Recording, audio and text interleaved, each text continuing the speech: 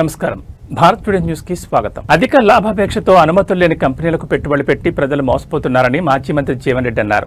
Fake యాప్ల ద్వారా మెట్ fund, యూబిట్లలో chain విధానంలో ఈ మోసాలు జరుగుతున్నాయన్నారు. పెట్టుబడిదారులకు విదేశీ టూర్లు, లగ్జరీ వస్తువుల పేరిట అమాయక ప్రజలు ఆకర్షితులవుతున్నారని తెలిపారు.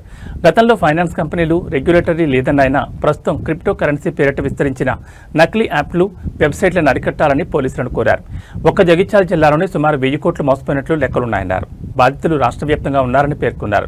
పోలీసులు ప్రత్యేక చొరవ తీసుకుని ఆర్థిక నేరాలు చేసిన వారి ఆస్తులు జప్తు చేయాలని, ఈ వ్యవహారాన్ని సుమోటోగా స్వీకరించి విచారణ చేపట్టాలని కోరారు. ఇప్పుడు సమాజంలో అధిక లాభాపేక్ష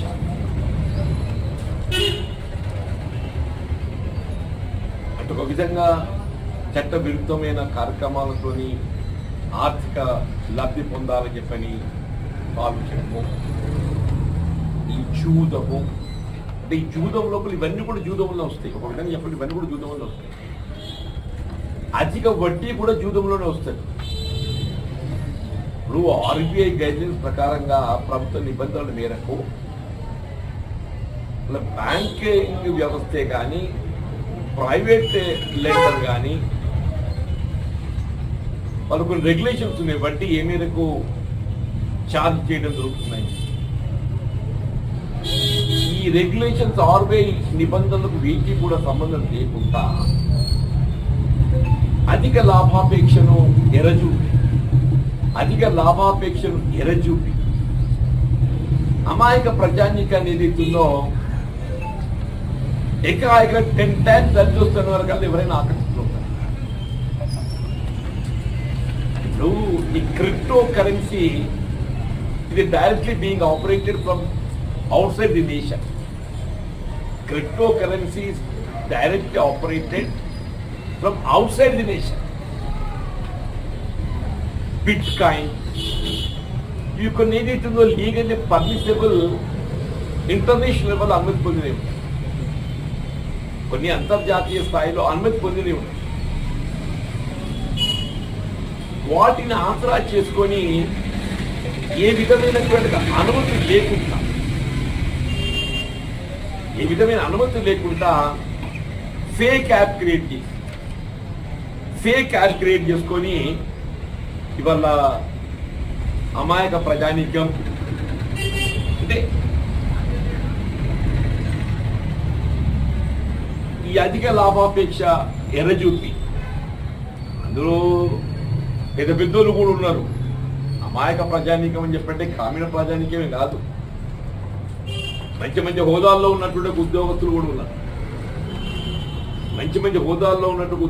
ఉన్నారు. ఈ meta token, meta fund, meta mask, యూబిట్ అంటే అసలు ఇవన్నీ ఏంటో మన దాంట్లో మనకి అసలు నిజంగా అర్థమే కాదంటుంది. నేను ఆశ్చర్యపోతున్నాను ఒకరు చెప్తుంటే. ఇదో చైన్ సిస్టమ్ అది చేయడం అంట, చైన్ సిస్టమ్. ఇప్పుడు నేను ఒక నలుగురిని సభ్యత్వం చేస్తే ఆ నలుగురు ఇంకొక నలుగురు 16 మంది. ఆ 16 మంది ఇంటూ నలుగురు 16 నాలుగు 64 అయిపోతుంది. 64 ఇంటూ 4 అగే అదే 4 24 4 16 256 మంది. ఇట్లేది పెరుక్కుపోతుందని చెప్పండి. ఇంకేమైపోయింది, ముందు సభ్యత్వం చేసిన వాటికి ఈ ఇతరులను ఆకర్షించడానికి నిజమైన కొంత బెనిఫిట్ చూపెడతారు. ముందు సభ్యత చేసినోడికి అరే వాడికి వచ్చిందట, నేను చేస్తే నాకు వస్తుంది. ఇట్లా ఈ ట్రాన్సాక్షన్ అమాయక ప్రజానీకం ఎవరే కానీ అధిక లాభాపేక్షతో ఏదైతున్నదో మరి ఇందులో ఇరుక్కుపోవడం. ఒక కాలంలో ఫైనాన్స్ కంపెనీలు ఉండేనే. ఇది ఇవాళ కేవలం జగిత్యాల, ఉత్తర తెలంగాణ కాదు, యావత్ రాష్ట్రమంతా విస్తరించింది. ఇవాళ అందరూ ఏమనుకుంటున్నామంటే హైదరాబాద్ రియల్ ఎస్టేట్ డౌన్ అయిపోయింది, జగిత్యాలలో ఏదైతుందో రియల్ ఎస్టేట్ డౌన్ అయిపోయింది, ట్రాన్సాక్షన్ లేకుండా అయిపోయింది, భూములు అమ్ముదామంటే కూడా కొంటుండబుల్ లేకుండా అయిండు, వ్యాపారం చేద్దామంటే కూడా డబ్బు కనబడుతుంది జనం దగ్గర. ఇదంతా ఏంటి? ఈ దెబ్బతి ఎక్కడ పోయింది? ఇది అసలు కేవలం ఒక జగిత్యాల జిల్లా పరిధిలోనే దాదాపు 1000 కోట్ల పైన పోయినట్టు అంచనాలు ఉన్నాయని చెప్పండి. దాదాపు 1000 కోట్ల పైన పోయినట్టు అంచనాలు ఉన్నాయని చెప్పండి. ఫైనాన్షియల్ ఇర్రెగ్యులారిటీస్ ఏదైతే అది బిట్ కాయిన్ కూడా it's digital currency. Digital currency bit coin కూడా దాన్ని ఏమనుడు ఏంటో తెలియదు. కానీ ఈ మధ్య కంటిన్యూస్ గా ఫర్ లాస్ట్ 3-4 days పత్రికల్లో గమనిస్తున్నామని చెప్పండి. ఫర్ లాస్ట్ 3-4 days పత్రికల్లో గమనిస్తున్నాం. అంటే జగిత్యాలకే పరిమితం కాకుండా జగిత్యాల కూడా ఏదైతుందో నేను ఇది ఒకటి పోలీస్ శాఖ ప్రభుత్వం దృష్టికి వచ్చిన వాటిని నేరస్తులను ఏ విధంగా వాళ్ళపై చట్టపరమైన చర్యలు తీసుకోవటం, అరికట్టడం, మరి రికవరీ ప్రాసెస్ సంగతి ఇది అదొకటి ఉన్నది. రికవరీ ఇప్పుడు వీళ్ళకి ఏమైపోయింది, ధైర్యం ఎందుకు ముందుకు రాలేకపోతున్నాం అని చెప్పంటే రికవరీ ప్రాసెస్ కనపడతలేదు. మరి ఎవరు ఫిర్యాదు చేద్దామన్నా కానీ మరి నీ ఇష్టం బిడ్డ నాకైతే తెలియదురా డైరెక్ట్ అంటుండు, నువ్వు ఏం చేస్తావు చేసుకో, నా చేతిలో మాత్రం ఏం లేదు. పాప పెట్టుబడిదాడు ఏం ఆలోచన చేస్తుండు, అరే నేను పోయి ఎవరిని చెప్పుకుని ఏం చేయాలి, మనకి కేసు పెడతారు కావచ్చు, మరి నా పైసల సంగతి నాయన కష్టమే రావా.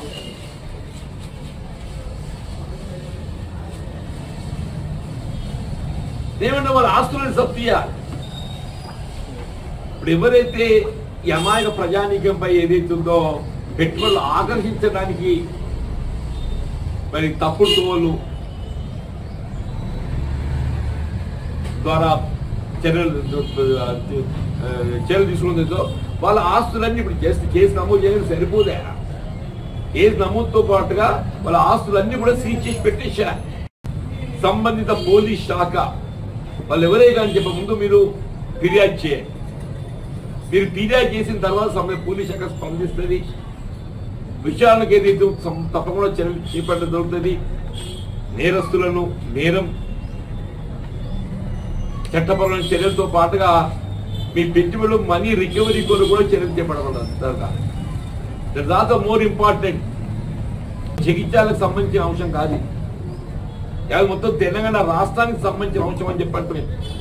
అందుకే ముఖ్యమంత్రి గారికి నేను లేఖ రాస్తున్నది. ఈ లేఖ ప్రత్యేకంగా సీఎం గారు రాయడం ఉద్దేశం ఏంటంటే ఇలా రాష్ట్రంలో ఇలా ప్రభుత్వ ఆదాయం కోల్పోతున్నాం, చట్టపరమైన లావాదేవీలే నిలిచిపోయినాయి.